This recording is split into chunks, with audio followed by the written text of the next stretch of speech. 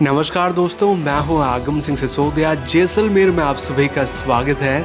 अगर आप जैसलमेर घूमने का प्लान बना रहे हैं और ये जानना चाहते हैं कि जैसलमेर की फेमस टूरिस्ट प्लेसेस कौन कौन सी हैं, तो आज हम आपको जैसलमेर के लिए कंप्लीट गाइड करेंगे। सबसे पहले तो हम आपको लेकर चलेंगे जैसलमेर की सभी फेमस टूरिस्ट प्लेसेस की ओर और आपको सभी प्लेसेस को अच्छे से दिखाएंगे, जिससे कि आपको ऐसा अनुभव होगा कि आप हमारे साथ जैसलमेर घूम रहे हैं। और इसके बाद हम आपको जानकारी भी देंगे कि किस तरह से आप जैसलमेर के लिए पहुंच सकते हैं, किस तरह की होटल फैसिलिटीज़, फूड फैसिलिटीज़ यहाँ पर अवेलेबल हैं, जहाँ पर आप बजट फ्रेंडली तरीके से रुक सकते हैं और अच्छा फूड ट्राई कर सकते हैं। साथ ही हम आपको ये जानकारी भी देंगे कि आपको जैसलमेर घूमने में कितने दिनों की आवश्यकता होगी। तो ये सारी छोटी बड़ी जानकारी आज आपके साथ शेयर करेंगे। तो आइए मिलकर एक्सप्लोर करते हैं जैसलमेर। तो जैसलमेर टूर के दौरान जिन स्थानों को हम घूमेंगे वे कुछ इस तरह से होंगे कि सबसे पहले हम एक्सप्लोर करेंगे जैसलमेर का एक प्रसिद्ध गांव जिसका नाम है कुलधरा, जिसे एक श्रापित गांव के नाम से भी जाना जाता है। और फिर यहाँ से आगे बढ़ते हुए हम चलेंगे सैम डेजर्ट कैंप के लिए, जहाँ पर हम करेंगे कैंपिंग और करेंगे थार डेजर्ट में कई सारी एक्टिविटीज़। सैम डेजर्ट कैंप के बाद हम चलेंगे जैसलमेर फोर्ट के लिए, जिसे सोनारगढ़ किले के नाम से भी जाना जाता है। और ये एक लिविंग फोर्ट है जहाँ पर आज भी लोग रहते हैं। जैसलमेर फोर्ट के बाद हम देखेंगे पटवों की हवेली, जो कि एक ऐतिहासिक स्थान है। और फिर यहाँ से आगे बढ़ते हुए चलेंगे नथमल हवेली के लिए और फिर आगे बढ़ते हुए देखेंगे गड़ीसर लेक को। लेकिन बस इतना ही नहीं, जैसलमेर में और भी कई सारे स्थान हैं जिन्हें हम एक्सप्लोर करेंगे। तो आइए शुरुआत करते हैं कुलधरा के साथ। यह एक श्रापित और रहस्यमय गांव है जिसे भूतों के गांव के नाम से भी जाना जाता है। इस गांव की एक प्रचलित लोक कथा है जिसे कुछ ही देर में मैं आपके सामने प्रस्तुत करूंगा, जिसे सुनने के बाद आपके रोंगटे खड़े हो जाएंगे। यह गांव अब भारतीय पुरातत्व विभाग के संरक्षण में है, जिसे दिन की रोशनी में सैलानियों के लिए खोल दिया जाता है। तो दोस्तों, मेरे पीछे आप देख पाएंगे कुलधरा विलेज, पूरा का पूरा विलेज यहाँ से वहाँ तक बहुत दूर तक फैला हुआ है। और ये गांव पुराने टाइम पर पालीवाल ब्राह्मण जो लोग थे वो यहाँ रहा करते थे। अब ये सिर्फ खंडर रह चुका है। यहाँ पर जितने भी घर हैं सारे के सारे खंडर हो चुके हैं। यहाँ आपको मैं थोड़े से अवशेष दिखाने की कोशिश करूँगा। देखिए यहाँ पर, ये देखिए, ये जो एक डोर का एंट्रेंस है, यहाँ से आपको ये दरवाज़ा दिख रहा होगा। यहाँ पर कुछ रूम्स आपको नज़र आ रहे होंगे। ये पुराने टाइम पे कमरे थे जहाँ पर लोग रहा करते थे। प्रचलित जनश्रुति के आधार पर कुलधरा गांव की एक इंटरेस्टिंग कहानी है जो अब मैं आपको सुनाने वाला हूँ। यह गांव पिछले कई सालों से वीरान पड़ा है। इस गांव का निर्माण लगभग 13वीं शताब्दी में पालीवाल ब्राह्मणों ने किया था। कुलधरा की कहानी शुरू होती है आज से करीब 200 साल पहले, जब कुलधरा व आसपास के 84 गांव पालीवाल ब्राह्मणों से आबाद हुआ करते थे। लेकिन एक दिन कुलधरा गांव को किसी की बुरी नज़र लग गई और वो शख्स था रियासत का दीवान सालिम सिंह। दीवान की गंदी नज़र गांव की एक खूबसूरत लड़की पर पड़ गई। दीवान उस लड़की के पीछे इस कदर पागल हो गया कि किसी भी तरह उसे पाना चाहता था। उसने ब्राह्मणों पर दबाव बनाना शुरू किया। सत्ता के मद में चूर दीवान ने लड़की के घर संदेश भिजवाया कि अगर पूर्णमासी तक उसे लड़की नहीं मिली तो वह गांव पर हमला कर देगा और लड़की को उठा ले जाएगा। दीवान व गांव वालों की यह लड़ाई एक कुंवारी लड़की व गांव के आत्मसम्मान की थी। गांव की चौपाल पर पालीवाल ब्राह्मणों की बैठक हुई और 5000 से ज़्यादा परिवारों ने अपने सम्मान के लिए रियासत छोड़ने का फैसला लिया। निर्णय के बाद सभी 84 गांव के लोग एक मंदिर में इकट्ठा हुए और पंचायत ने फैसला किया कि कुछ भी हो जाए अपनी लड़की उस दीवान को नहीं देंगे। एक ही रात में कुलधरा समेत आसपास के सभी गांव खाली हो गए। कहते हैं कि गांव छोड़ते वक्त उन ब्राह्मणों ने इस स्थान को, इस गांव को श्राप दिया कि यहाँ पर कोई भी रह नहीं पाएगा, अगर रहने आएगा तो बर्बाद हो जाएगा। कहा जाता है कि यह गांव रूहानी ताकतों के कब्जे में है। यह स्थान टूरिस्ट प्लेस में बदल चुका है। गांव घूमने आने वालों के मुताबिक यहां रहने वाले पालीवाल ब्राह्मणों की आहट आज भी सुनाई देती है। ऐसा अनुभव होता है कि कोई आसपास चल रहा है। बाजार की चहल पहल की आवाज़ आती है।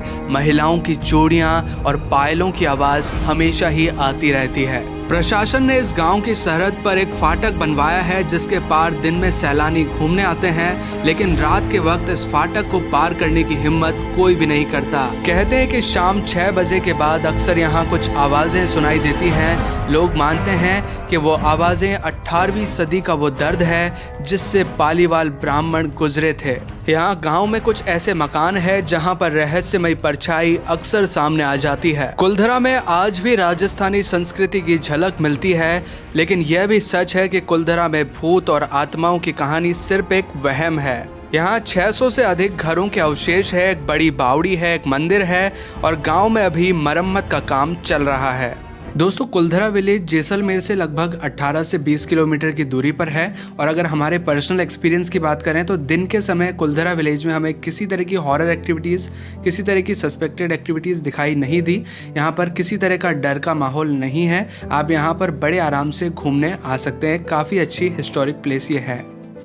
कुलधरा के बाद जैसलमेर में जो अगला स्थान हम एक्सप्लोर करने वाले हैं वो है सैम डेजर्ट कैंप, जहां पर हम रेगिस्तान के बीच में रुकते हैं और कई सारी एक्टिविटीज़ परफॉर्म करते हैं जो कि इस कैंप के पैकेज में इंक्लूडेड होती है। सभी एक्टिविटीज़ और फैसिलिटीज़ के बारे में हम आपको पूरी जानकारी देंगे, लेकिन आइए सबसे पहले एंजॉय करते हैं डेजर्ट सफारी जो कि हमारे कैंप पैकेज में इंक्लूडेड है। तो यहाँ पर हम जिप्सी के लिए पहुँच चुके हैं और इस जिप्सी के अंदर हम सफारी करने जा रहे हैं डेजर्ट के अंदर। The Thar desert of India, second largest desert है दुनिया का और यहाँ पर अब हम जिप्सी से राइड करने वाले हैं। सर, आपका नाम?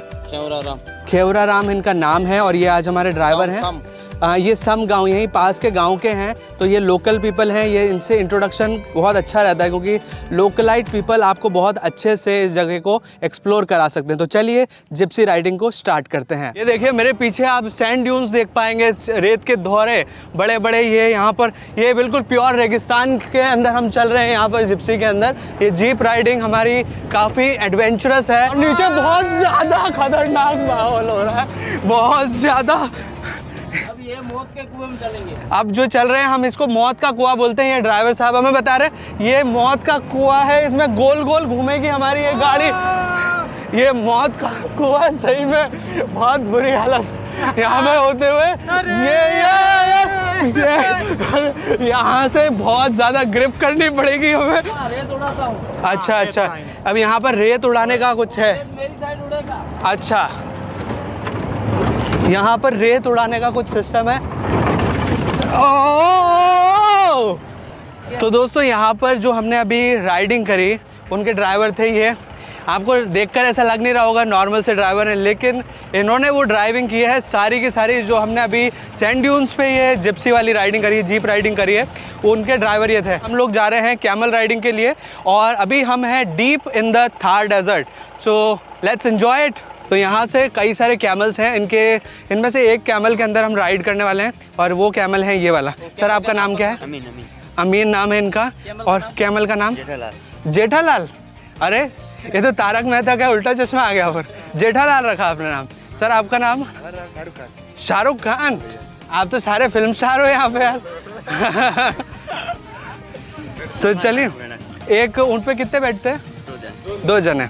तो हम बैठ सकते हैं एक साथ? अच्छा। तो यहाँ पर ऊँट खड़ा हो चुका है और हमें बैठना थोड़ा सा मुश्किल हो। ये गिरेंगे तो नहीं है? ये ऊँट खड़ा हो चुका है, ऊँट राइडिंग कर रहे हैं हम और अब हम चल रहे हैं ऊँट के ऊपर सफारी करते हुए इस थार डेजर्ट के अंदर और यहाँ पर एंजॉय करते हुए। यहाँ पर देखिए जिप्सी राइडिंग का मज़ा लेते हुए लोग, हमने भी अभी यही राइडिंग की है। और यहाँ पर देखिए कई सारे कैमल्स आ रहे हैं और आप कैमल्स को देख सकते हैं, कई सारे लोग यहाँ पर राइडिंग करते हुए। देखिए ये है ऊँटों का काफ़िला हमारे साथ। हम जा रहे हैं ऊँटों के काफ़िले के बिल्कुल पास में और यहाँ से आपको ये दृश्य दिखा रहे हैं। यहाँ पर काफ़ी सारे लोग मज़े करते हुए नज़र आ रहे हैं और एक बहुत ही अच्छा एंटरटेनिंग ये चीज़ है। और ये देखिए यहाँ पर जिप्सी आ रही है एक बहुत ही तेज़ रफ्तार के साथ, इसके पास हम खड़े हुए हैं। ये देखिए यहाँ पर वापस से हम पहुँच चुके हैं जहाँ पर ऊँट बहुत सारे थे, जहाँ से हमने अपनी राइड शुरू करी थी, वापस से वहीं पर आ चुके हैं। यहाँ पर पैरासेलिंग भी कराई जाती है जिसके एडिशनल चार्जेस होते हैं, ये पैकेज के अंदर इंक्लूडेड नहीं होता। अगर आप चाहें तो पैरासेलिंग यहाँ पर कर सकते हैं। 800 रुपीज़ पर पर्सन का चार्ज होता है। हेलो मैम, आपने भी पैरासेलिंग की, कैसा रहा एक्सपीरियंस आपका? अमेजिंग था। आपको कुछ डर लगा वहाँ ऊपर या नहीं, एंजॉय किया हमने। एंजॉय किया आपने? हाँ। मतलब कुछ भी जाने से पहले कुछ डर था या आने से बाद में? नहीं, मुझे बिल्कुल भी डर नहीं लगा। पहले किया हुआ है आपने ये? नहीं, फर्स्ट मुझे टाइम। डर था ना मेरी वाइफ है। अच्छा।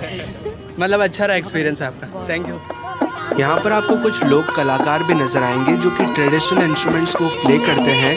आप इस म्यूजिक को भी यहाँ पर एंजॉय कर सकते हैं।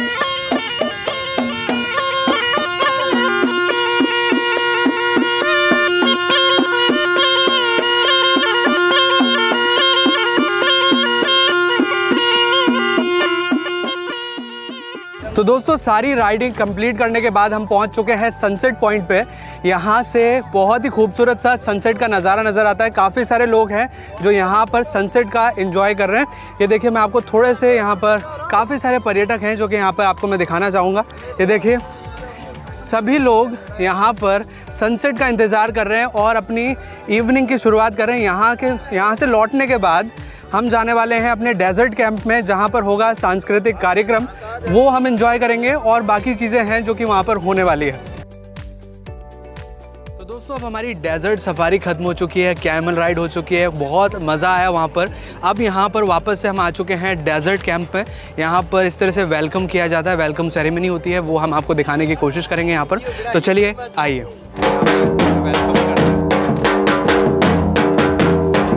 आपका नाम? तपस्या नाम है। ये हमारा वेलकम करने के लिए यहाँ पे एक तो ढोल और यहाँ पर तिलक करते हुए इस तरह से यहाँ पर वेलकम सेरेमनी होती है। तो चलिए इसे पार्टिसिपेट करते हैं और फिर अंदर की तरफ चलते हैं। हाँ ठीक, थैंक यू। ये है हमारे मैनेजर सर इस कैंप के। और अब नाइट का जो माहौल है यहाँ का वो पूरी तरह बदल चुका है। लाइटिंग की वजह से जो वातावरण है बहुत अच्छा लग रहा है। देखिए, बहुत से सुंदर से ट्रेडिशनल लैंप्स हैं जो कि यहाँ पर दिखाई दे रहे हैं। हम अंदर की ओर बढ़ते जा रहे हैं। ये है सहारा डेजर्ट कैंप। ये यहाँ पर जो गेस्ट आते हैं, एक तरह से गेस्ट रूम है, ये काउंटर है। यहाँ पर तो काउंटर है और ये गेस्ट रूम है। यहाँ पर अगर कोई आता है तो यहाँ बैठ सकता है। और देखिए, यहाँ से बहुत ही खूबसूरत सा नज़ारा है जो कि यहाँ पर नज़र आ रहा है। देखिए, यहाँ से बाहर आते हुए काफ़ी खूबसूरत नज़ारा है, पुराना बिल्कुल ट्रेडिशनल मेंटेन किया हुआ है उसी तरह से। यहाँ पर आपको एक हट नज़र आएगी। यहाँ पर ज़्यादा लाइट नहीं है इस जगह, हट की जगह, पर फिर भी काफ़ी अच्छी हट है। ये पूरा का पूरा एक सांस्कृतिक कार्यक्रम का हॉल है। यहाँ से आगे हम बढ़ते जाएंगे तो यहाँ पर एक सांस्कृतिक कार्यक्रम का हॉल है पूरा का पूरा। यहाँ पर लोग बैठ कर के एंजॉय करते हैं। थोड़ा सा पास चलते हैं फिर आपको दिखाते हैं। देखिए दोस्तों, यहाँ पर इस तरह की हट्स होती हैं, इस तरह की। देखिए, बहुत दूर दूर तक ये पूरा का पूरा एरिया में इस तरह की हट्स को बनाया जाता है। दोस्तों, यहाँ पर एक गोल स्टेज है, ये एक तरह का। यहाँ पर सांस्कृतिक कार्यक्रम किए जाते हैं। यहाँ पर लोगों के बैठने की सुविधा पूरी तरह अवेलेबल है। और कुछ देर में ये 7 बजे के करीब, शाम को 7 बजे के करीब ये जो कार्यक्रम है वो शुरू होगा। यहाँ पर देखिए 2 तरह के सिटिंग अरेंजमेंट है। एक तो यहाँ पर ये बैम्बू स्टिक्स से बनी हुई ये चेयर्स हैं, और दूसरा अगर आप नीचे की तरफ इस तरह से बाजोट स्टाइल में बैठना चाहें तो इस तरह से भी आप बैठ सकते हैं। और यहाँ पर होता है कैंप फायर टाइप का एक माहौल। यहाँ पर बीच में आग जलाई जाती है, उसके चारों तरफ लोग बैठते हैं। काफ़ी इन्जॉयमेंट का यहाँ पर सफ़र रहता है। और ये देखिए, यहाँ पर इस तरह से धीरे धीरे लोग जमा होते जा रहे हैं। हमारे साथ आंटी हैं। आंटी, कहाँ से हैं आप? कहाँ से हैं आप? हम आए चेन्नई से। आप चेन्नई? अच्छा, हाँ, पहले मिले थे। हाँ। एक्चुअली राजस्थान के ही हैं। अच्छा, आप राजस्थान के ही हैं, लेकिन अभी चेन्नई से आए हैं आप? जी। अभी आप थोड़ी देर में चालू ही होगा ये, फिर हम सब मिलके एंजॉय करते हैं इसे। जरूर, मुझे बहुत अच्छा लगता है वैसे भी राजस्थानी म्यूजिक और सब सांस्कृतिक प्रोग्राम। जी, बहुत अच्छा बिल्कुल लगता है। बिल्कुल। यहाँ पर इस तरह से बहुत ही खूबसूरत हट्स बनाई गई हैं जो कि रात के टाइम पर बहुत ही सुंदर लगती है। बहुत ही अच्छा सा सीन यहाँ पर क्रिएट हो जाता है। तो अब हम पहुँच चुके हैं हमारे टेंट में, जो हमें टेंट अलॉट किया गया है, जो हट हमको अलॉट की गई है, वहाँ पर हम पहुँच चुके हैं। डेजर्ट सफारी के बाद काफ़ी अच्छा लग रहा है यहाँ पर आकर, काफ़ी रिलैक्स फील हो रहा है। दोस्तों यहाँ डेजर्ट कैंप के अंदर इस तरह का टॉयलेट की सुविधा भी अवेलेबल है। आप ये सोच नहीं पाएंगे कि यहाँ कैंप के अंदर एक परमानेंट फ्लोर बना करके इस तरह से वॉश बेसिन बना करके यहाँ पर कमोड बनाया है। इस तरह से पूरा का पूरा इस तरह से बनाया है जैसे कि आपको पूरी लग्जरी की सुविधा यहाँ पर मिल सके। बहुत ही अच्छा वातावरण है, बहुत ही अच्छी जगह है। ये तो टॉयलेट वाला एरिया है। ये वाला जो एरिया है ये बेडरूम है हमारा। हम यहाँ पर थोड़ा सा, ये टेंट है एक्चुअल में, लेकिन टेंट के अंदर इतनी अच्छी सुविधा प्रदान की गई है। यहाँ पर देखिए, अगर आप बाहर देखना चाहें तो इस तरह से यहाँ पर रोप्स दी गई हैं। अगर इस तरह खोलना चाहें तो ये बाहर खुल भी जाती हैं। हम यहाँ पर थोड़ी सी बंद कर देते हैं इसको अभी तो, क्योंकि ठंड का टाइम है। और ये बेडरूम है। और अगर आपको गेस्ट रूम चाहिए तो गेस्ट रूम भी आपको यहाँ मिलेगा। मतलब पूरा का पूरा एक होटल का यहाँ पर नज़ारा बना दिया गया है। ये देखिए, ये है गेस्ट रूम। यहाँ पर देखिए, ये 2 चेयर्स दी हुई हैं, एक टेबल दी हुई है। अगर आपके पास कोई गेस्ट आते हैं, आप लोग यहाँ काफ़ी सारे लोग आना जाना लगा रहता है। थोड़ा सा बाहर चल के बात करते हैं। यहाँ पर देखिए, काफ़ी सारे लोगों का आना जाना यहाँ पर लगा रहता है। और अगर आपसे कोई मिलना आता है तो यहाँ पर आप बैठ के बड़ी आसानी से बात कर सकते हैं। वैसे अभी थोड़ी देर में यहाँ पर माहौल पूरी तरह रंगीन होने वाला है। बहुत अच्छा सा माहौल होगा। तो चलिए इस माहौल को एंजॉय किया जाए। तो दोस्तों यहाँ पर इस तरह से नाश्ता दिया जाता है। सबसे पहले अगर आप डेजर्ट सफारी करके आ रहे हैं, उसके बाद यहाँ पर इस तरह से नाश्ता देते हैं। उसके बाद इस तरह का यहाँ सांस्कृतिक प्रोग्राम होता है। मैं तो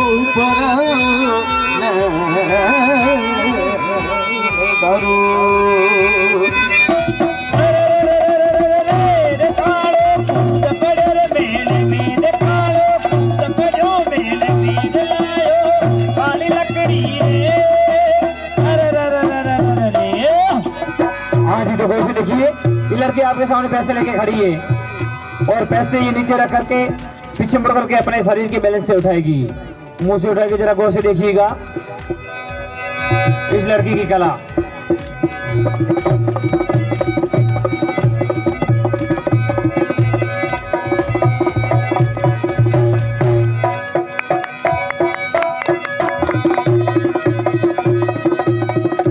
हाँ जी, तो ये लड़की आपके सामने खड़ी होकर के आपको दिखाने जा रही है हाथ की अंगूठी।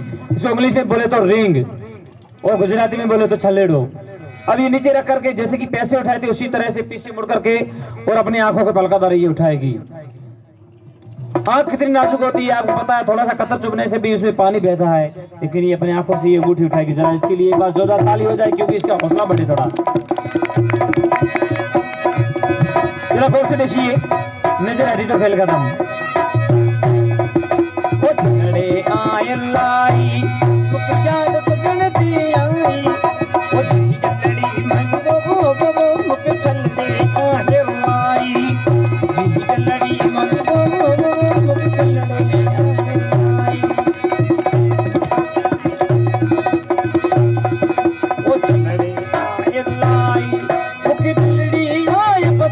अभी यहाँ प्रोग्राम के बीच में हम एक एनिवर्सरी सेलिब्रेट करने वाले हैं। इसी तरह से यहाँ पर अगर आपका भी कोई बर्थडे हो, कोई एनिवर्सरी हो, तो आप यहाँ पर सेलिब्रेट कर सकते हैं। सारी सुविधाएं आपको यहाँ पर उपलब्ध करा दी जाती हैं। सभी सांस्कृतिक प्रोग्राम के बाद यहाँ पर लगभग half an hour to 1 hour का एक ग्रुप डांस होता है, जो कि काफ़ी एंटरटेनिंग और काफ़ी मज़ेदार होता है।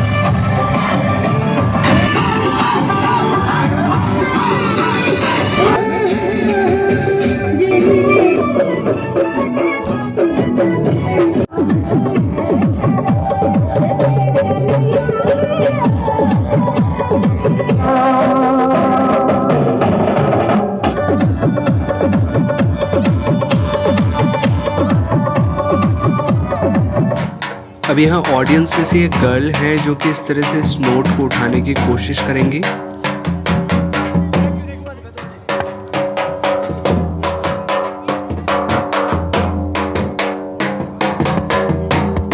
अब यहाँ पर वही चीज़ वापस से होने वाली है। आंखों से अंगूठियों को उठाया जाएगा एक अलग अंदाज में।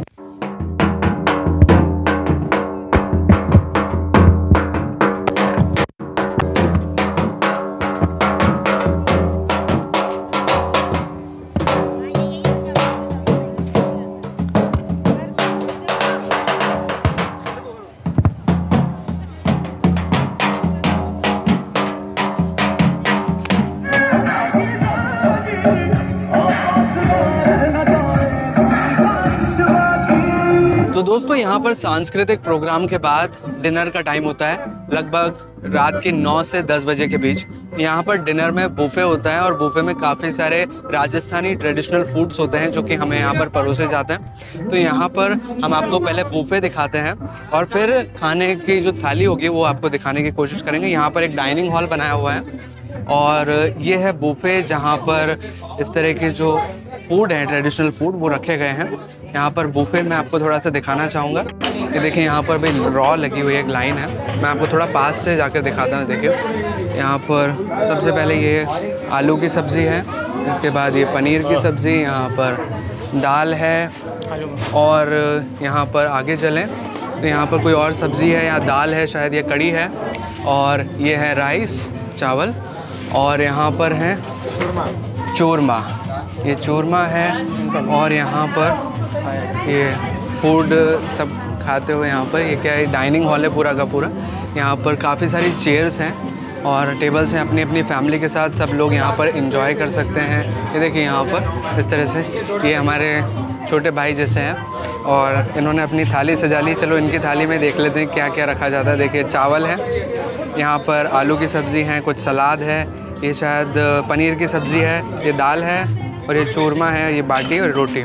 इस तरह की चीज़ें हैं जो कि यहाँ पर आप खा सकते हैं। ट्रेडिशनल फूड है जिसे आप यहाँ पर एंजॉय कर सकते हैं।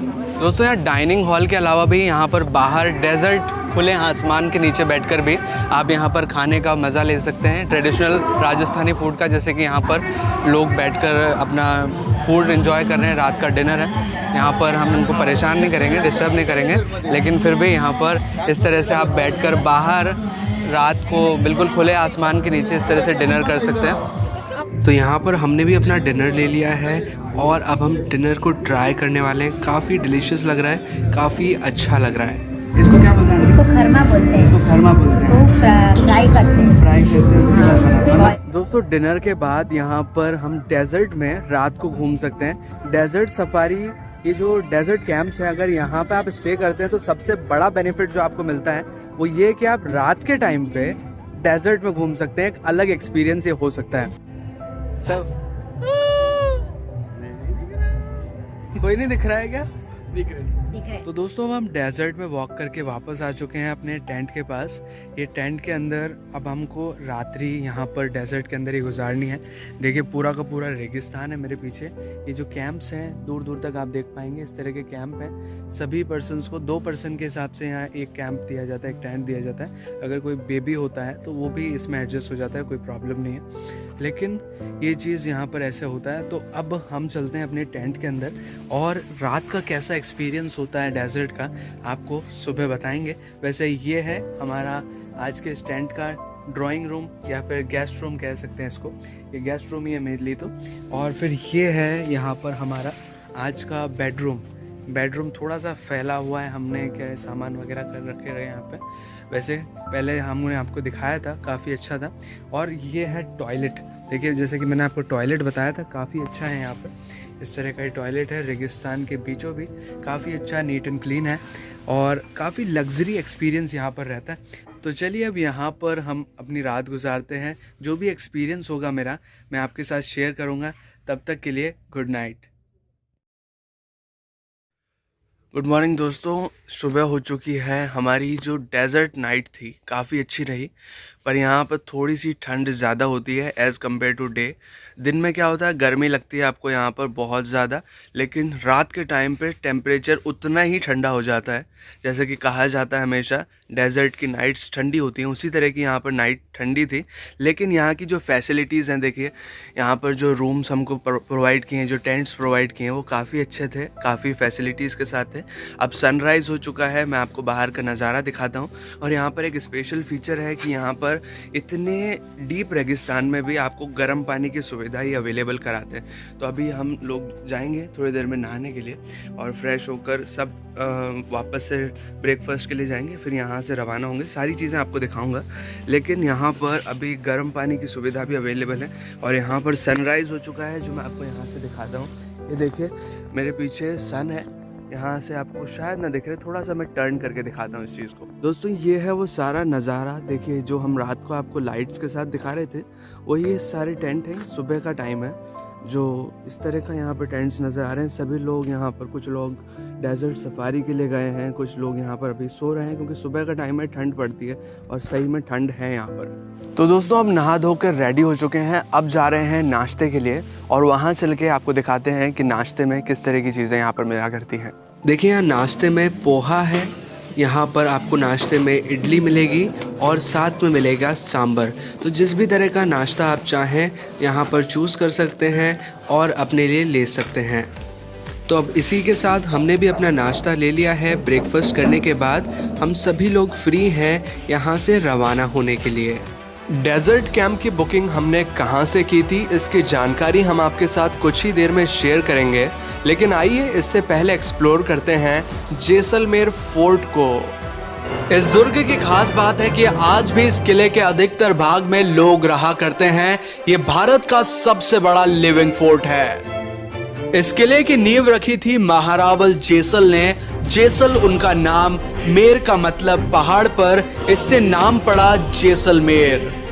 यह किला पीले बलुआ पत्थर यानी कि सैंडस्टोन से बना है, जिसे बनाने में किसी तरह के सीमेंट, चूना या बानी का उपयोग नहीं किया गया है। यहाँ पर पत्थरों को इंटरलॉकिंग मैकेनिज्म से आपस में जोड़ा गया है। सूर्य की किरणें पड़ते ही यह किला सोने के जैसा चमकता है, इसी कारण इसे सोनारगढ़ फोर्ट कहते हैं। इस किले में भाटी राजपूत राजाओं ने राज्य किया है।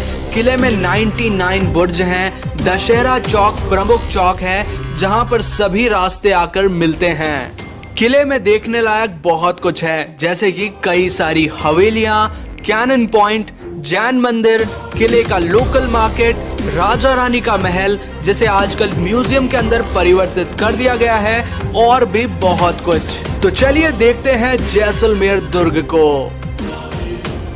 तो दोस्तों अब हमने प्रवेश कर लिया है दुर्ग के अंदर। यहाँ पर किसी तरह के एंट्री चार्जेस नहीं है। देखिए यहाँ एंटर करते ही आपको नजर आएंगे कई सारी दुकानें, कई सारे लोग, और जब आप सामने की ओर देखेंगे तो आपको दिखेगा किंग एंड क्वीन पैलेस का बैक साइड, यानी कि राजा और रानी के महल का पिछला भाग। अभी हम जैसलमेर फोर्ट के ऊपर तक पहुंच चुके हैं और ये जैसलमेर फोर्ट का मेन सेंटर पॉइंट है। हम इसको बोलते हैं दशहरा चौक। तो यहाँ से फोर्ट को दो पार्ट में डिवाइड कर रखा है, यहाँ से लेफ्ट साइड और यहाँ से राइट साइड में। तो जैसे मैंने आपको नीचे अभी बताया कि यहाँ पर काफ़ी सारे लोग रहते हैं, बस्ती रहता है, तो उसमें केवल ब्राह्मण और क्षत्रिय दो ही कास्ट के लोग यहाँ रहते हैं। तो लेफ्ट साइड में जितने भी घर बने हुए हैं या लोग रहते हैं वो सारे ब्राह्मण कास्ट से बिलोंग करते हैं, और यहाँ से जो राइट साइड में जो गली के अंदर में है यहाँ पर जो भी लोग रहते हैं वो सारे क्षत्रिय समाज के लोग रहते हैं। कहने का मतलब ब्राह्मण और क्षत्रिय के अलावा तीसरा कोई भी कास्ट यहाँ पर किले के अंदर में नहीं रहता है। अच्छा। तो अब यहाँ से हम राजा रानी के महल के अंदर प्रवेश करने जा रहे हैं, जिसे अब म्यूजियम के अंदर परिवर्तित कर दिया गया है। दोस्तों यहाँ पर जैसलमेर फोर्ट को देखने का तो कोई चार्ज नहीं है, लेकिन अगर आप king and queen palace museum को देखना चाहते हैं तो यहाँ पर 100 रुपीज पर पर्सन का चार्ज आपको देना होता है। अभी हम जैसलमेर फोर्ट के मेन पैलेस में पहुंच चुके हैं और जस्ट अभी हमने ये टिकट लिया है जो आप देख रहे हैं। इसमें पर पर्सन के हिसाब से 100 रुपये लगते हैं। इस पैलेस में देखने लायक बहुत कुछ है, जैसे कि पुराने अस्त्र शस्त्र, तलवार, बंदूकें, बारूददानियां, चांदी का सिंहासन, राजा की असली पोशाक, रॉयल फैमिली से जुड़ी और भी कई सारी चीजें जो कि आपको यहाँ जरूर देखनी चाहिए। अब देख सकते हैं अभी हम सिटी के हाईएस्ट पॉइंट पे पहुंच चुके हैं और यहाँ से पूरी सिटी का जो नज़ारा आप देख रहे हैं बहुत ही सुंदर है। तो ये हमारा गोल्डन सिटी है और कोई भी बिल्डिंग देख सकते हैं या कोई भी घर आप देख सकते हैं, किसी भी अदर कलर से नहीं है, अदर पत्थर से नहीं है। जैसलमेर के पीले पत्थर से ही पूरा शहर बनाया गया है। तो ये जो आप शहर देख रहे हैं केवल इतना ही शहर है हमारा, और 10 किलोमीटर के एरिया में पूरा शहर बसाया गया है। अच्छा, ज़्यादा बड़ा नहीं है। जी हाँ, लेकिन जो हमारा डिस्ट्रिक्ट है वो अगर क्षेत्रफल के हिसाब से देखें तो इंडिया का सबसे बड़ा डिस्ट्रिक्ट आता है 38,401 स्क्वायर किलोमीटर। तो काफ़ी सारा बंजर ज़मीनें हैं हमारे यहाँ पर, जहाँ पर कोई रोज़गार नहीं है, न कोई फैक्ट्री है, न कोई इंडस्ट्रीज है, और खेती के नाम पर नाम मात्र का कुछ फसलें ही यहाँ पर होती है और बाकी सब यहाँ पर खाली है। तो ये जो आप पार्ट देख रहे हैं मेरे सामने की साइड में, जहाँ पर कुछ मंदिर भी आप देख रहे हैं, ये पूरा जैसलमेर फोर्ट के ब्राह्मण क्षेत्र का एरिया है, जहाँ पर कुछ जैन मंदिर है, कुछ हिंदू मंदिर है, और साथ में कुछ होटलें भी बनाई गई हैं यहाँ पर स्टे करने का। यहाँ पर आएंगे सामने देखिए जो एक पानी की टंकी के नीचे लंबा ट्रैक देख रहे हैं, वो हमारे यहाँ का जैसलमेर का रेलवे स्टेशन है। इंडिया के वेस्ट का लास्ट ट्रेन स्टेशन है। लास्ट ट्रेन यहीं तक आता है और यही लास्ट स्टेशन है, यहीं से गाड़ी वापस बैक होता है। अच्छा। और सामने देखिए काफी यहाँ से काफी दूर में देखिए पानी का तालाब है एक, इसको हम बोलते हैं गड़ीसर झील या गड़ीसर तालाब। तो पहले के ज़माने का मेन जो पानी का सोर्स था जैसलमेर शहर का पूरा, वो गड़ीसर तालाब से ही हमको मिलता था। तो यहाँ से महिलाएं लोग इतनी दूर यानी 2-2.5 किलोमीटर दूर तक जाती थी और वहाँ से पानी भर के फिर किले में आती थी। लेकिन अभी हमारे यहाँ पर पानी की काफ़ी सहूलियत है, क्योंकि पानी जो अभी हमको मिलता है वो मिलता है इंदिरा गांधी कैनाल से, पंजाब डैम से। तो अब पीने का पानी का कोई भी दिक्कत नहीं, कोई भी समस्या नहीं है। और ये देख सकते हैं सामने आप, ये किले का सेकंड पार्ट है जिसको हम कहते हैं क्षत्रिय पार्ट, राजपूत पार्ट।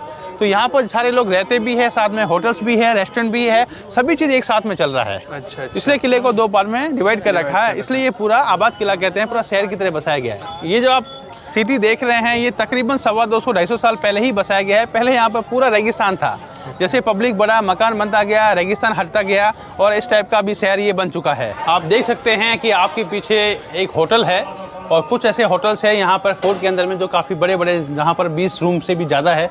कुछ ऐसे होटल्स हैं जहाँ पर 5 या 6 रूम का भी होटल है। और जस्ट मेरे पास में देखिए किसी घर है ये। तो कहने का मतलब ये है कि यहाँ पर होटल्स भी है, घर भी है, शॉप भी है, सभी चीज़ एक साथ में चल रहा है यहाँ पर। और काफ़ी छोटी और पतली गलियाँ हैं धूप से बचने के लिए, ताकि गर्मी का एहसास यहाँ पर कम हो। दुकानें भी हैं यहाँ पर? जी हाँ, सब शॉप है, ये लोग रहते भी हैं आजू बाजू में।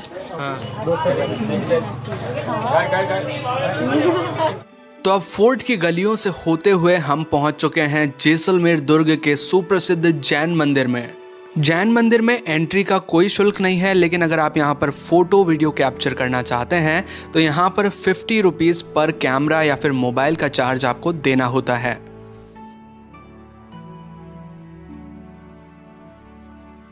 अभी हम जैसलमेर का जो सबसे बेस्ट मोन्यूमेंट है जैन टेम्पल, उसके अंदर में है। और हमारे यहाँ पर 7 ओल्ड जैन टेम्पल बनाए गए हैं इस किले के अंदर में। और सभी जो जैन टेम्पल है बिटवीन 14 से 16 सेंचुरी के बीच में बनाए गए हैं। और 7 मंदिरों में जो सबसे अच्छा मंदिर है कार्विंग के हिसाब से, ये वाला मंदिर जो आप देख रहे हैं, इस मंदिर का नाम है चंद्र प्रभु स्वामी जी का मंदिर। और इस मंदिर की जो मूर्ति की प्रतिष्ठा हुई है आप देख सकते हैं, यहाँ पर लिखा हुआ है 1509 के अंदर में।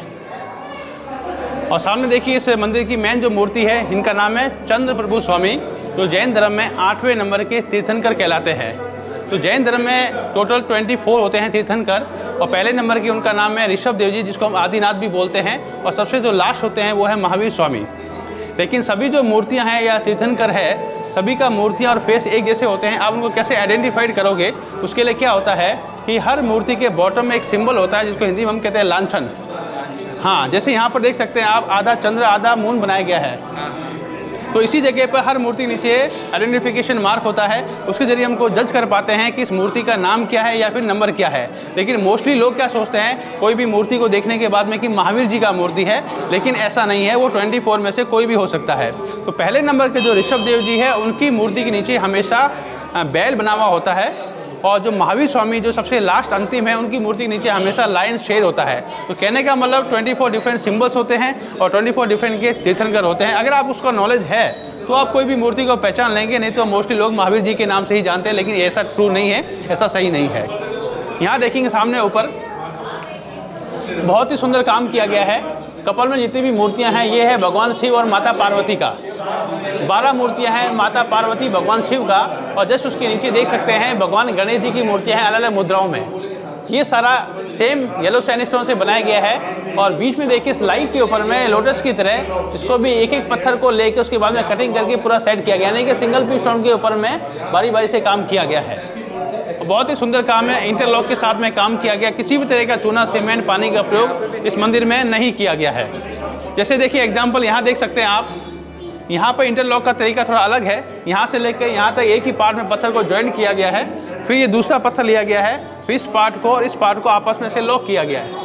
और उसके बाद में देखिए इस दोनों पार्ट को इस पिलर के अंदर में डाल दिया गया, फंसा दिया गया खांचे की तरह। फिर यही पार्ट सेम ऐसे ही किया गया है। उसके बाद में एक नया पत्थर को बीच में जोड़ के इन दोनों पार्ट को इस नए पत्थर के दोनों साइड से कोनों से इसको ज्वाइन किया गया है। और ये जो मुद्रा है, ये जो डिज़ाइन कह सकते हैं हम, ये पूरा तोड़ना कहते हैं इसको, तोरण जो स्वागत के लिए होता है, जो नमस्कार की मुद्रा में है। दोस्तों जैसलमेर दुर्ग में एक और अच्छा पॉइंट है जिसको कैनन पॉइंट के नाम से जाना जाता है। यहाँ से एक तोप है, ये तोप कुछ स्पेशल मेटल से बनी हुई है, मतलब 5 मेटल्स को मिलाकर के इस तोप को बनाया गया है। दोस्तों जैसलमेर फोर्ट में और भी कई सारी जगह हैं जहाँ पर आपको विजिट करना चाहिए, जैसे कि श्री लक्ष्मीनाथ जी का मंदिर, महादेव का मंदिर जो कि बहुत ही प्राचीन है,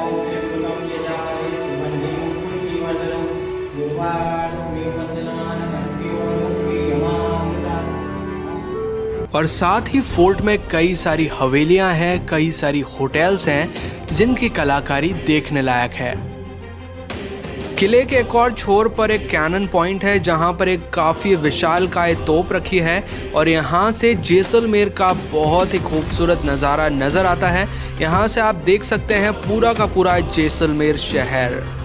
तो दोस्तों अभी आपने देखा सोनारगढ़ का किला दिन के समय में, लेकिन रात्रि के समय भी इसकी चकाचौंध और ज़्यादा बढ़ जाती है। जब इस पर लाइट्स पड़ती हैं तो इसकी खूबसूरती और ज़्यादा बढ़ जाती है। तो अभी आप देख रहे हैं सोनारगढ़ का किला रात्रि के समय में बहुत ही खूबसूरत ये लग रहा है। तो दोस्तों ये है वो ऑफिस जहाँ से आप बुकिंग कर सकते हैं डेजर्ट कैंप के लिए। इस कंपनी का नाम है सहारा ट्रैवल्स। यहाँ के जो ओनर थे वो मिस्टर डेजर्ट रह चुके हैं कई सालों तक। सहारा ट्रैवल्स का ऑफिस जैसलमेर फोर्ट के मेन गेट के जस्ट पास में ही स्थित है। अभी हम इंडिया की टॉप हवेलियों में से एक जिसका नाम है पटवा हवेली, उसके सामने खड़े हैं। और इस पटवा हवेली की खास बात ये है कि बहुत ही सुंदर जो झरोखे बनाए गए हैं उसमें भी बहुत ही बारीक मीनाकारी बोल सकते हैं या पत्थर का जाली वर्क बोल सकते हैं, उस काम के लिए ये पूरा फेमस है पटवा हवेली। अब देखिए पटवा क्यों बोलते हैं, पटवा एक्चुअली में हमारे यहाँ पर पहले के ज़माने में जितने भी व्यापारी मर्चेंट लोग थे उनका रॉयल फैमिली से काफ़ी अच्छे टर्म्स थे। क्यों थे? क्योंकि वो जो मर्चेंट थे मोस्टली जैन थे और वो लोग अपनी सिक्योरिटी के लिए रॉयल फैमिली को सबसे ज़्यादा टैक्स पे करते थे, रॉयल फैमिली को फाइनेंस करते थे, इसलिए दोनों के बीच में काफ़ी अच्छे टर्म्स थे। तो इसलिए हमारे यहाँ की रॉयल फैमिली ने जो ज्वेलरी के ऊपर जो काम करते थे, मोतियों के ऊपर जो काम करते थे, उनको अपनी तरफ से एक टाइटल दिया पटवा करके। तो उन्हीं में से एक पटवा थे, उनका नाम था गुमान चंद जी बाफना। तो बाफना जो हमेशा जैन होते, जैसे ओसवाल है, भंसाली है, बाफना है, ये सारे जैन होते हैं। तो बाफना जी ने आज से 225 साल पहले यानी कि 1800 के अंदर में इस हवेली का निर्माण कार्य शुरू करवाया और यहाँ पर 5 हवेलियाँ बनाई गई है बाफना जी के द्वारा। और इन 5 हवेलियों को बनने में 60 साल का समय लगा, 60 ईयर्स। तो 60 ईयर्स में बनकर 5 हवेलियाँ तैयार हुई है। तो 5 हवेलियाँ ही क्यों है? क्योंकि बाफना जी के 5 बेटे थे और 5 बेटों के लिए 5 हवेली, यानी कि एक बेटे के लिए एक हवेली बनाया। और जितना भी आप हवेली देख रहे हैं, प्रत्येक हवेली 4 फ्लोर में ऊपर है और 2 फ्लोर के नीचे बेसमेंट भी है। बेसमेंट? जी हाँ, तो ऊपर नीचे मिलाकर 6 स्टोरी का हवेली है ये। तो चलिए अंदर चलते हैं पटवों की हवेली में। यहाँ का एंट्री शुल्क है 100 रुपये प्रति व्यक्ति, यानी कि 100 रुपीज़ पर पर्सन। यहाँ अंदर जाने का रास्ता टिकट काउंटर के जस्ट सामने से होकर जाता है। पहले यहाँ पर पूरी फैमिली रहा करती थी, लेकिन अब इस हवेली को म्यूजियम के अंदर परिवर्तित कर दिया गया है। दोस्तों आज हमारे टूर गाइड हैं मिस्टर दिनेश जोशी सर। अभी हम पटवा हवेली के अंदर बहुत ही सुंदर म्यूजियम बनाया गया है, उसके अंदर खड़े हैं। तो ऊपर में जो आप काम देख रहे हैं ये सब नया वर्क है और सामने जो सामान आप देख रहे हैं ये सब पहले का सामान है। तो जो भी आप इस पूरी हवेली के म्यूजियम के अंदर में जितना भी पेंटिंग देख रहे हैं या जो भी वर्क देख रहे हैं छत के ऊपर में, वो सब न्यू है। तकरीबन 15-16 साल पहले ही किया गया है, लेकिन जो सामान है वो सब पहले का है। और काफ़ी ऐसा सामान है जो ये मर्चेंट लोग, बिजनेसमैन लोग फॉरेन से लाए गए थे। ये आप देख सकते हैं कि बहुत ही यूनिक एंटीक पुराने लॉक्स है। तो कुछ लॉक्स ऐसे हैं जिसमें 2 चाबी लगता है, कुछ ऐसे हैं जिनमें 3 चाबी लगता है। जिसमें मेन जो लॉक है हमारे यहाँ के वो सामने आप देख रहे हैं इस कांच के अंदर में। तो जो बड़े बड़े ज्वेलरी बॉक्स होते थे वुडन के, उनमें स्पेशली उनको यूज़ करते थे और इनका वजन भी काफ़ी है। और जैसे इसमें देखिए आप 2 चाबी बीच में लगा हुआ है, तो वहाँ भी 2 चाबी है, वो भी नीचे लगा हुआ है। ये नीचे के साइड में की है और यहाँ पर बीच में की है। तो वो जो बड़े ज्वेलरी बॉक्स में इनको यूज़ करते थे। इनका वजन भी काफ़ी 8 किलो से 10 किलो के बीच में इनका वेट भी है। और ये जो आप देख रहे हैं इसको कैमल सैडल बोलते हैं, सीढ़ी नहीं है ये। हाँ, कैमल की पीठ में रखते हैं, उसके ऊपर में कैमल ड्राइवर मैट्रेस रखेगा। उसके बाद में 2 आदमी का सीट बनता है। फ्रंट में हम यहाँ बैठते हैं, बैक में हम यहाँ बैठते हैं। हाँ, और आगे जो बैठते हैं उसको यहाँ से इसको जोर से पकड़ना होता है ताकि बैलेंस खराब नहीं हो, नीचे नहीं गिर जाए। क्योंकि जब कैमल ऊपर उड़ता है, नीचे बैठता है तो बैलेंस नहीं बनता है, इसलिए इसको जोर से पकड़ना पड़ता है। और लोकल भाषा में हम इसको कहते हैं पलाण। हाँ, और ये देखिए हर कमरे में ऐसे दीपक लाइट के लिए ऐसे स्टैंड बने हुए हैं। जैसे बड़े हॉल जो होते हैं वहाँ पर मशाल यूज़ करते हैं, छोटे कमरों में ऐसे दीपक यूज़ करते हैं, उसमें घी डालते थे और जो धुआं यहाँ पर इकट्ठा होता था उसको महिलाएं, लेडीज़ लोग काजल या सुरमे के रूप में यूज़ करती थी। सामने आप जो देख रहे हैं ये हमारे जो साइन होते हैं, राशियाँ होती है, उसके हिसाब से लॉक तैयार किए गए हैं। ये पटवा फैमिली का बेडरूम देखिए आप, बहुत ही सुंदर बना है रूम। और अंदर जो आप बेड देखें जो ब्लैक कलर का है ये पूरा सिल्वर मेड है, पूरा प्योर सिल्वर है, चांदी है, पुराना। हाँ, चांदी का बेड है, पुराना हो गया इसलिए ब्लैक हो गया। अगर हम इसको साफ़ करना चाहें तो इजीली साफ़ हो सकता है। तो ये काफ़ी समय पहले का ही है। और कुछ सामान देखिए सामने बच्चों का सामान रखा है, ये फॉरेन से लाए गए थे। तो काफ़ी सामान ये लोग फॉरेन से लाए हैं और काफ़ी कुछ सामान उन लोगों ने हमारे यहाँ से भी लेकर गए हैं। आप जो ये पॉट देख रहे हैं दोनों साइड में, एक्चुअल में पानी को स्टोर करने के पॉट है ये। और आपको मालूम है रेगिस्तान है, गर्मी बहुत होता है और पानी की बेहद कमी थी हमारे यहाँ पर। खैर अभी ऐसा कोई समस्या नहीं है, लेकिन पहले क्या करते थे हम लोग पानी को यूटिलाइज़ करते थे, यानी कि एक ही पानी को 3 या 4 बार काम में लेते थे। कैसे, जैसे एग्जांपल देखिए आप, अगर हम पहले के ज़माने में स्नान करने के लिए छोटे स्टोन के बाथटब बनते थे, बड़ों के लिए बड़ा, छोटे बच्चों के लिए छोटे। स्नान करने के बाद में उस पानी को हम थ्रो नहीं करते थे, उसी पानी से लेडीज लोग कपड़े वॉश करती, जो हम पहला कपड़ा निकालते हैं साबुन के पानी में, उसको उसमें डाल के यूज़ करते थे। तीसरी बार में क्या करते थे, अगर पानी बच गया तो नीचे जो हम फ्लोर जो साफ़ करते हैं पानी से, उस पानी को उसमें डालकर साफ़ करते थे। फिर भी अगर पानी बच गया तो क्या है, गोबर मिट्टी के प्लास्टर जो हम करते हैं उसमें डालकर उसको यूज़ करते थे ताकि पानी की पूर्ति हो सके। देखिए बहुत ही सुंदर ड्राइंग रूम देखिए पटवा फैमिली का। और जितने भी आप सोफ़ा टेबल जो सामान देख रहे हैं सामने, ये पूरा चांदी से बनाया गया है।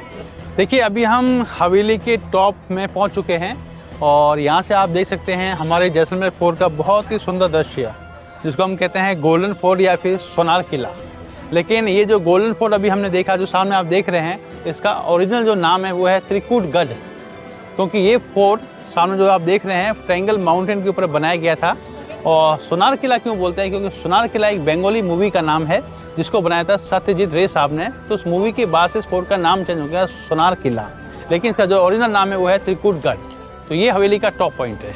अभी हम जैसलमेर की सेकेंड बेस्ट हवेली के सामने हैं और इस हवेली का नाम है दीवान नथमल जी का हवेली। सबसे पहली बात तो हवेली हमेशा जो होता है वो हमेशा फोर्ट किले के बाहर होता है।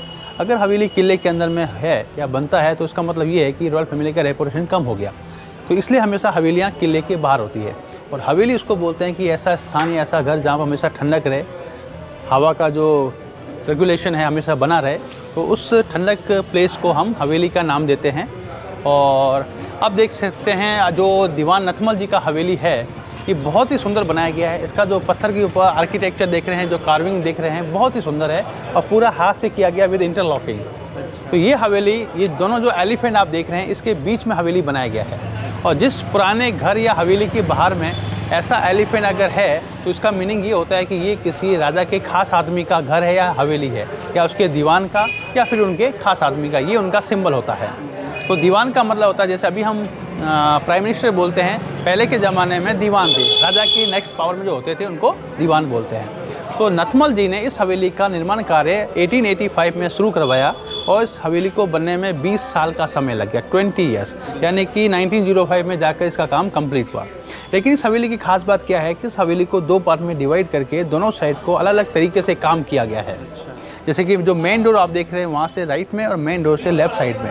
और उसका जो आर्किटेक्चर जो किया गया है, उसके जो मेन हेड थे वो थे 2 मुस्लिम भाई। उनका एक का नाम था हाथी खान और दूसरे का नाम था लालू खान। और दोनों भाइयों में एक टाइप का फ्रेंडली कंपटीशन किया गया कि हम जो भी काम करें, जैसा भी करें, जितना भी करें, वो डिफरेंट करेंगे, एक जैसा नहीं करेंगे। इसलिए उन्होंने हवेली को 2 पार्ट में डिवाइड करके दोनों साइड को अलग अलग काम में बांटा गया और अलग काम किया गया। तो क्या होता है कि जितने भी टूरिस्ट लोग आते हैं, हवेली को देखते हैं, हवेली काम बहुत अच्छा लगता है, फ़ोटो लेते हैं, एडमायर करते हैं और बाद में निकल जाते हैं, लेकिन ये पता नहीं होता है कि हवेली की खास बात क्या है। तो नियरली दोनों साइड में, नहीं कि राइट और लेफ्ट साइड में, दोनों मिलाकर तकरीबन 60 के आसपास में आपको डिफरेंट मिलेंगे। अगर आप इसको केयरफुली देखते हैं तो ही आपको देखने को मिलेगा। अगर आप इसको जस्ट नॉर्मल वे में देखेंगे तो आपको दोनों साइड में डिफरेंट का पता नहीं पड़ेगा। ये हवेली है नाथमल जी की हवेली और यहाँ के ओनर हैं अंकल। आप यहाँ पर रेजिडेंट रहते हैं? हमारा रेजिडेंस है, हम फैमिली रहती है। अच्छा, यहाँ पर रहते हैं। नथमल जी की 6th जनरेशन। अच्छा। अभी परिवार रहता है यहाँ पर। अच्छा। खाली यहाँ जॉब तक अलाउ करते हैं। अच्छा। बाकी क्योंकि ये दुकानदारी, बाकी रेजिडेंस। तो अब हम पहुंच चुके हैं जैसलमेर की एक और प्रमुख हवेली में, जो कि है सालिम सिंह जी की हवेली। ये हवेली जानी जाती है सालिम सिंह जी के नाम से, और यहाँ पर आप देखेंगे तो इस हवेली में नीचे की ओर आपको ज़्यादा कार्विंग, ज़्यादा शिल्पकारी देखने नहीं मिलेगी। जब आप ऊपर की ओर देखेंगे हवेली में तो यहाँ ऊपर की ओर ज़्यादा कार्विंग है, ज़्यादा शिल्पकारी है। तो दोस्तों अब यहाँ से हम आगे बढ़ते जा रहे हैं गड़ीसर लेक की तरफ। देखिए काफ़ी सुंदर सा यहाँ पर एक डोर बनाया गया है, एक दरवाज़ा बनाया गया है जिसकी ओर हम बढ़ते जा रहे हैं। यहाँ पर बोटिंग की सुविधा अवेलेबल है। 2 सीट पे की पैडल बोट अगर आपको यहाँ पर लेनी है तो उसका आधा घंटे का चार्ज है 200 रुपये। 4 सीट की अगर आपको पैडल बोट लेनी है तो 400 रुपये। तो यहाँ से आप देखिए काफ़ी सारे यहाँ पर पर्यटक हैं, काफ़ी सारे सैलानी हैं जो कि यहाँ पर बोट नौका विहार करते हुए आपको नज़र आ रहे हैं। काफ़ी बोट्स तो आपको यहाँ पर पैडल बोट्स की नज़र आएंगी, और काफ़ी यहाँ पर ऐसी हैं जो कि कोई व्यक्ति चला रहा है, कोई बोट्समैन है जो कि यहाँ पर नाव को चलाने का काम कर रहे हैं। झील ज़्यादा बड़ी नहीं है लेकिन फिर भी एक अच्छी जगह है, क्योंकि ये रेगिस्तान है, पूरा का पूरा रेत से भरा हुआ है। उसके बीच में एक ये बहुत बड़ी सी झील है, तो काफ़ी बड़ा अट्रैक्शन है। यहाँ पर काफ़ी सारी जो फिशेस हैं वो भी यहाँ पर नज़र आ रही हैं। गड़ीसर लेक के किनारे एक छोटा सा मार्केट भी है जहाँ पर आप राजस्थानी ट्रेडिशनल चीज़ों को परचेज़ कर सकते हैं। यहाँ पर आपको डिफरेंट वेराइटीज़ की चीज़ें उपलब्ध हो जाएंगी। यहाँ पर आप इस तरह से ड्रेसेस पहनकर फ़ोटोज़ क्लिक करवा सकते हैं, और यहाँ पर आपको पपेट्स भी मिल जाएंगी। अगर आप चाहें तो इस तरह से पपेट्स वगैरह भी अगर चाहें तो ख़रीद सकते हैं यहाँ से। और यहाँ पर कुछ छतरियाँ बनी हुई है, कुछ छतरियाँ हैं, कुछ मंदिर हैं इस पूरी झील के किनारे। यहाँ पर काफ़ी सारे कपल्स भी का आना जाना यहाँ पर लगा रहता है। और देखिए बहुत ही सुंदर सा व्यू है। शाम के टाइम यहाँ पर आने से बहुत शांति मिलती है, और काफ़ी अच्छी जगह है, काफ़ी ठंडी जगह होती है। और यहाँ पर जब आप बैठते हैं, टाइम स्पेंड करते हैं तो काफ़ी अच्छी सी वाइब आती है, काफ़ी अच्छी फीलिंग आती है।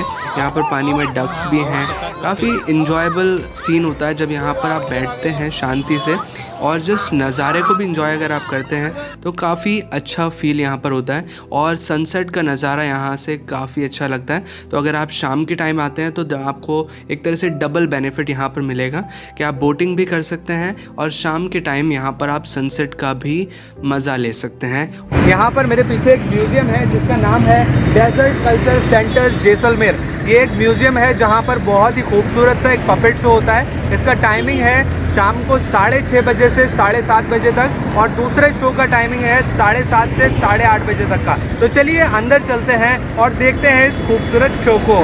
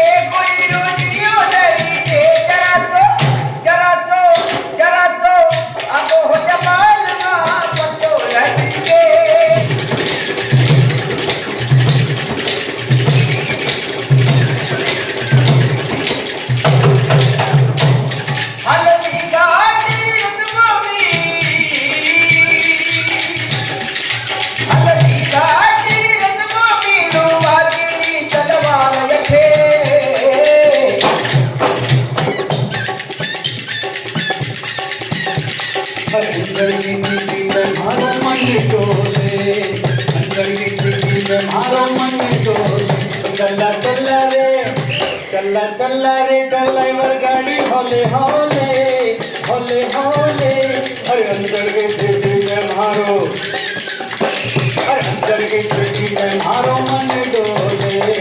अंदर जोड़ा तालियां करा करूंगी। सुनो हसीना काजल वाली, हाँ सुनो हसीना काजल वाले मेरा तुझको बताना दिल सारा, गया वाला एक बन जारा, ओ मेरा तुझको बताना दिल सारा, गया वाला एक बन जारा।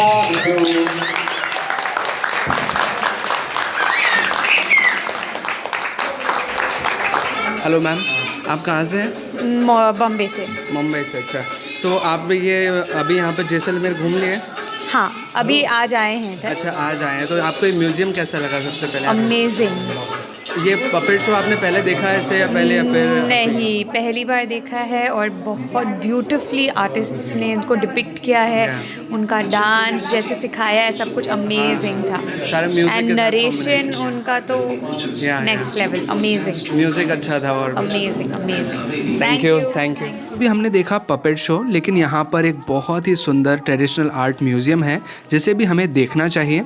वैसे यहाँ पर बहुत ही सुंदर, बहुत ही ट्रेडिशनल राजस्थानी वाद्य यंत्र और राजस्थानी चीज़ें रखी हुई हैं जो कि हमें देखनी चाहिए। जैसे कि यहाँ से शुरू होती है म्यूज़िक इंस्ट्रूमेंट गैलरी। सभी इंस्ट्रूमेंट के नाम यहाँ पर लिखे हुए हैं।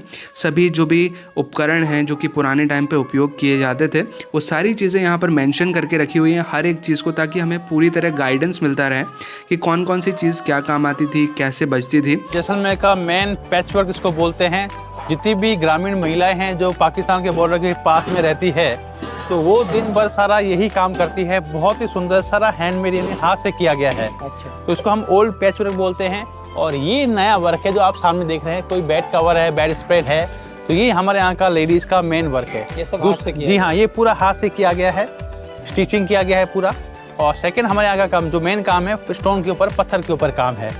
जैसलमेर के इन प्रमुख पर्यटक स्थलों के अलावा जैसलमेर में और भी कई सारे टूरिस्ट प्लेसेस हैं जिन्हें आप एक्सप्लोर कर सकते हैं, जिनमें से प्रमुख हैं तनोट माता मंदिर, Longewala India Pakistan border, Jaisalmer war museum, बड़ा बाग और ताजिया टावर। आज हम हैं जैसलमेर के एक गांव में और आपको गांव का रहन सहन दिखाने वाले हैं। लोगों से मिलाएंगे कि जैसलमेर में रेगिस्तान के बीच में लोग कैसे रहते हैं। पूरी की पूरी फैमिली से मिलाएंगे, किस तरह का ट्रेडिशन, किस तरह का कल्चर, सभी चीज़ें यहाँ पर हम आपको बताएंगे।